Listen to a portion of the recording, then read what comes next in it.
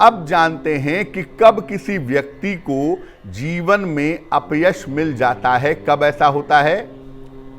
अगर किसी व्यक्ति का सूर्य या चंद्रमा ग्रहण योग में हो, यानी सूर्य के साथ राहु हो या चंद्र के साथ राहु हो, तो अपयश की संभावनाएं काफी ज्यादा हो जाती हैं। सूर्य और चंद्र बेसिकली कुंडली की आत्मा और प्राण हैं, और अगर सूर्य चंद्र प्रभावित होंगे तो निश्चित रूप से व्यक्ति को बदनामी मिलेगी। अगर किसी कुंडली का अष्टम भाव 8वां खाना या द्वादश भाव 12वां खाना खराब हो तो ऐसी दशा में भी जीवन में एक ही बार सही लेकिन अपयश मिलने की संभावना हो जाती है। जब कुंडली में शुक्र या चंद्रमा नीच राशि में हो, चंद्रमा वाला तो उतना खैर नहीं भी है, लेकिन अगर शुक्र 6 नंबर में हो और चंद्रमा 8 नंबर में हो, यानी शुक्र कन्या में हो और चंद्रमा वृश्चिक राशि में हो, तो ऐसी दशा में बदनामी की संभावनाएं प्रबल रूप से बन जाती हैं या बन सकती हैं। अगर आपके हाथ में सूर्य रेखा टूटी हो, तीसरी उंगली के नीचे की रेखा अगर टूट गई हो या इस पर आइलैंड बन गया हो, द्वीप बन गया हो, तो ऐसी दशा में भी जीवन में अपयश मिलने की संभावना हो जाती है। जब सूर्य पर्वत पर तिल या वलय हो, तीसरी उंगली के नीचे अगर तिल है या वलय है, तो ऐसी दशा में भी व्यक्ति को अपयश की संभावना बन जाती है। व्यक्ति के जीवन में बदनामी की संभावना प्रबल रूप से दिखाई देती है।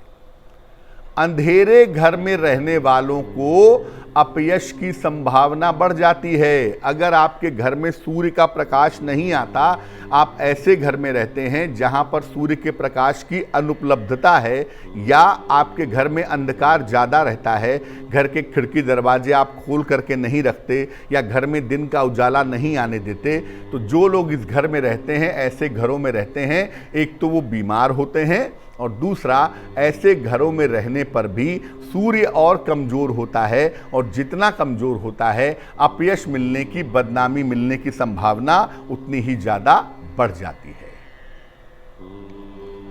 अब ये जानते हैं कि मान लिया कुंडली में अपयश का योग है, अब है तो क्या करें। मैंने कुछ नहीं किया, आपने कुछ नहीं किया, लेकिन कुंडली कह रही है कि आपको आने वाले वक्त में बदनामी मिल सकती है, अपयश मिल सकता है। क्या करना चाहिए? हर मंगलवार को हनुमान जी को सिंदूर अर्पित करें। अगर पुरुष हैं तो सिंदूर अर्पित करें, और अगर महिला हैं तो मंगलवार को हनुमान जी को लाल फूल अर्पित करें।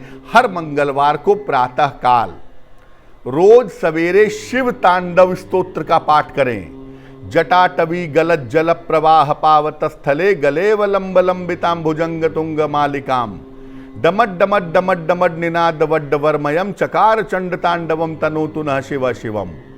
शिव तांडव स्तोत्र एक अद्भुत स्तुति है, और जब इसको प्रेम से गाया जाता है भगवान शिव के सामने बैठ करके या नृत्य करके, तो भगवान शिव अत्यंत प्रसन्न हो जाते हैं और कहते हैं भावी मेट सके त्रिपुरारी, यानी जो लिखा है किस्मत में, जो विधाता ने विधान लिखा है, उसे बदलने की ताकत सिर्फ और सिर्फ भगवान शिव के पास है।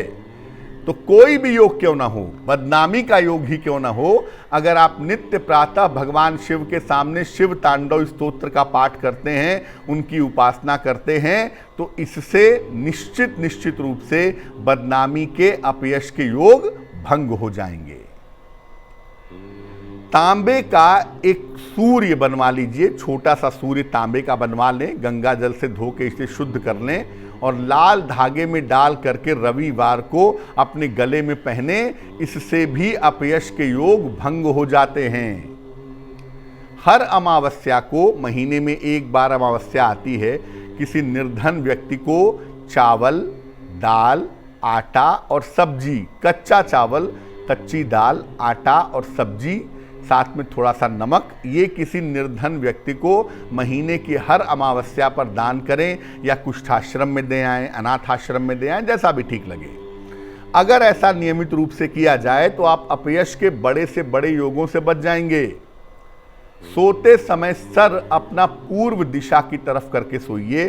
सोते समय अगर आपका सर पूर्व दिशा में होगा तो आप सूर्य की ऊर्जा से ज्यादा प्रभावित होंगे, और सूर्य की ऊर्जा से जब ज्यादा प्रभावित होंगे तो अपयश की जो संभावना है वो भंग हो जाएगी। दो बातें और बता दूं, दो रत्न ऐसे हैं जो अगर नुकसान कर जाएं तो बदनामी दे सकते हैं। एक है हीरा, आपने हीरा पहना और आपको हीरा सूट नहीं करता है, आपने शौक में हीरा पहन लिया, आपके चरित्र पर लांछन लगेगा, आपके अपयश की संभावना बढ़ेगी। और दूसरा रत्न है माणिक्य। अगर बिना जांच पड़ताल के, बिना सोचे समझे माणिक्य पहन लिया तो आपको अपयश मिलने की संभावना निश्चित रूप से बन जाएगी।